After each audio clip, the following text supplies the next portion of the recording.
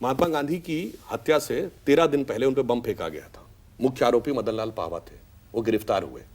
ठीक, कितनी सिक्योरिटी दी गई थी उसके बाद? उस समय का देश का वातावरण ऐसा था और गांधी जी देश के सबसे महत्वपूर्ण व्यक्ति थे, और 13 दिन पहले बम फेंकने की घटना हुई है, कितनी सिक्योरिटी थी? अब आइए साहब, क्या कहना चाह रहे हैं आप? अब जो मैं कहना चाह रहा हूं, गांधी जी की हत्या का सबसे बड़ा लाभार्थी कौन था? सबसे बड़ा लाभार्थी। अब मैं दूसरा उदाहरण, बहुत बड़ी बात कह रहे हैं सुधांशु जी। मैं जो कह रहा हूं सुनिए, और ये मैं हवा में नहीं कह रहा हूं। मोरारजी देसाई बॉम्बे प्रेसिडेंसी के गृह मंत्री थे।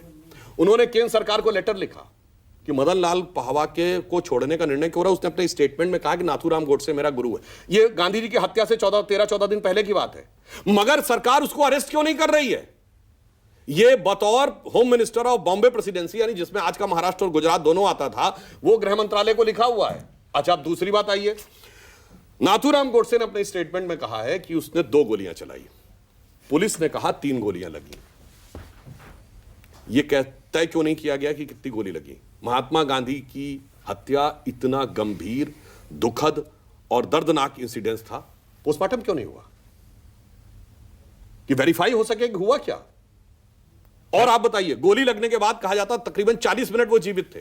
बिड़ला मंदिर से आज का राम मनोहर लोहिया अस्पताल, जो विलिंगडन हॉस्पिटल था, उस जमाने में 5 मिनट से ज्यादा नहीं लगता कार से आने में। क्यों नहीं ले जाएंगे? क्या आरोप लगा रहे हैं आप? कुछ नहीं है, हम कह रहे हैं, हम सारे सवाल उठा दिए, आरोप भी लगा दीजिए। नहीं, फूड फॉर थॉट छोड़ रहे हैं, बाकी जो होगा, जो निर्णय करने वाला है वो अपने आप निर्णय करेगा। मतलब तब के उन्हीं की पार्टी के नेताओं ने गांधी जी को मरवा दिया? मैं ये नहीं कह रहा हूं। आप इशारा तो वही कर रहे हैं। मैं तो ये नहीं कर, सिक्योरिटी कितनी दी थी बता दे, पोस्टमार्टम क्यों नहीं कराया था बता दे, जांच कमीशन बैठाला, पोस्टमार्टम नहीं कराया।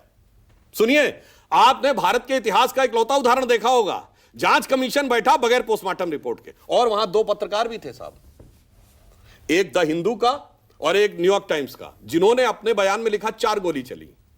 तो भाई साहब, अगर नाथूराम गोडसे कोर्ट में बयान देता है कि 2 गोली चली, पुलिस कहती है 3 गोली चली, तो तीसरी गोली थी किसकी? सुधांशु जी, आपने 84 दंगों की फाइल भी खुलवाई है, तो आप ये फाइल भी दोबारा खुलवा दीजिए ना, जांच करवाइए ना।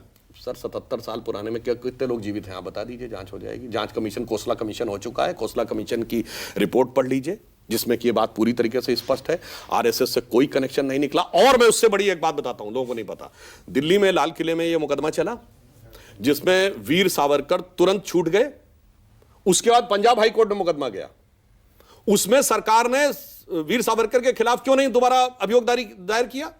क्यों? बिल्कुल वाहियात आधार के ऊपर तर्क बनाया गया था, और यह मैं प्रमाण के साथ बोल रहा हूं।